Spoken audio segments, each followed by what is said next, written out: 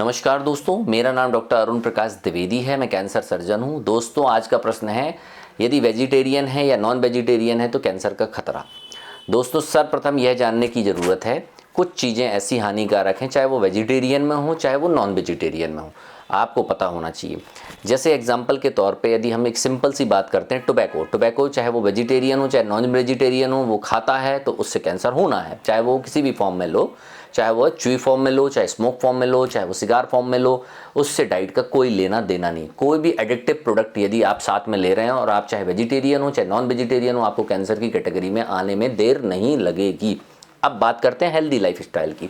Healthy lifestyle में यदि आप एक्सरसाइज करते हैं या अपने आप को फिट रखते हैं, तो आप यदि डाइट अपनी कैलोरीज जो भी आप ले रहे हो और अपनी एक्सरसाइज के मीट कर रहे हो, तो उसमें किसी भी तरीके से कैंसर की संभावना कम होती है। तीसरी बात, यदि हम मीट की बात करें तो रेड मीट से कोलोनिक कैंसर का खतरा होता है।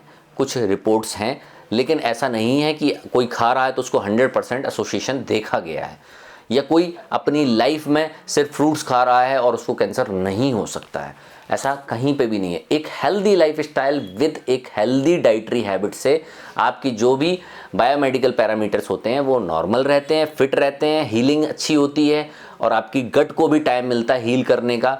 तो डेफिनेटली यदि आप अपनी गट्स को टाइम देते हो हील करने का, या अपनी गट्स को अननेसेसरली टॉर्चर नहीं करते हो, तो कैंसर की संभावना चाहे वो वेजिटेरियन हो चाहे नॉन वेजिटेरियन हो उसमें लो रहती है। यदि आप एक्सेस में अल्कोहल लेते हैं, एक्सेस में सॉल्टी फूड लेते हैं, एक्सेस में केमिकल प्रिजर्वेटिव का यूज़ करते हैं, आप एक्सेस में रेड मीट का यूज़ करते हैं, एक्सेस में अल्कोहल लेते हैं, तो हाँ, आप कैंसर की कैटेगरी में आ सकते हैं। तो इसीलिए डाइट एज सच कोई 100% एसोसिएशन नहीं है। हाँ, रेड मीट कराता है पर एक्सेस में। धन्यवाद। यदि आपको भी ये लक्षण महसूस हो तो जल्द से जल्द नीचे दिए हुए नंबरों पर संपर्क करें।